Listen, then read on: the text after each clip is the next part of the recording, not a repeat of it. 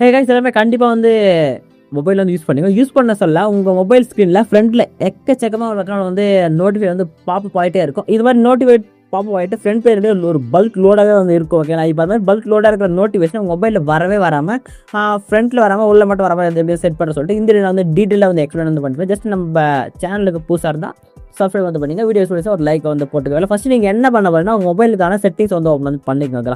கீழே செட்டிங்ஸ் ஆக்கணும். Just settings வந்து கிளிக் பண்ணி ஓப்பன் பண்ணிட்டு நெக்ஸ்ட் ஸ்க்ரோல் பண்ணிட்டு நோட்டிஃபிகேஷன் அண்ட் ஸ்டேட்டஸ் பார் சொல்லிட்டு ஆகும். ஜஸ்ட் கிளிக் பண்ணுங்கள். ஏன்னா கிளிக் கொடுத்து மேனேஜ் நோட்டிஃபிகேஷன் வந்து தனியாக ஒரு ஃபோல்டர் வந்து இருக்கும். ஜஸ்ட் அதை வந்து கிளிக் பண்ணுங்க. கிளிக் பண்ணி லாக் ஸ்க்ரீன் நோட்டிஃபிகேஷன் சொல்லிட்டு டாப்பில் ஒரு ஆப்ஷன் வந்து இருக்கும். ஜஸ்ட் அதை கிளிக் பண்ணிவிட்டு இது டிஸ்பிளே டைட்டில் அண்ட் பாடின்னு இருக்கும். ஓகேங்களா, நமக்கு வந்து தேவையில்லை. ஓகே, இது வந்து டிஸ்பிளே டைட்டில் ஒன்லின்னு சொல்லிட்டு செகண்ட் ஒரு ஆப்ஷன் ஜஸ்ட் கிளிக் பண்ணினா டிஸ்பிளேல மட்டும் வந்து அந்த உள்ள லாகின் பண்ணால் மட்டும் தான் வரும். ஜஸ்ட் ஃப்ரெண்டில் வந்து வராது. இல்லை எனக்கு எதுவுமே வேணாப்பா, நோட்டிஃபிகேஷன் வேணாம்னா டூ நாட் ஷோன்னு சொல்லிட்டு லாஸ்ட் ஒரு ஆப்ஷன் ஜஸ்ட் எனேபிள் பண்ணிட்டு நான் உங்களுக்கு நோட்டிஃபிகேஷன் பாப்பே வந்து ஆகாது. இல்லைப்பா எனக்கு வந்து நோட்டிஃபிகேஷன்லாம் வரணும், பர்டிகுலர் நோட்டிஃபிகேஷன் மட்டும் எனக்கு வந்தால் போதுன்னா அதுக்கு ஒரு ஐடியா இருக்குது. மேலே இருக்கிற டைட்டில் டிஸ்பிளே வந்து ஆன் பண்ணி அப்படியே கீழே வாங்க.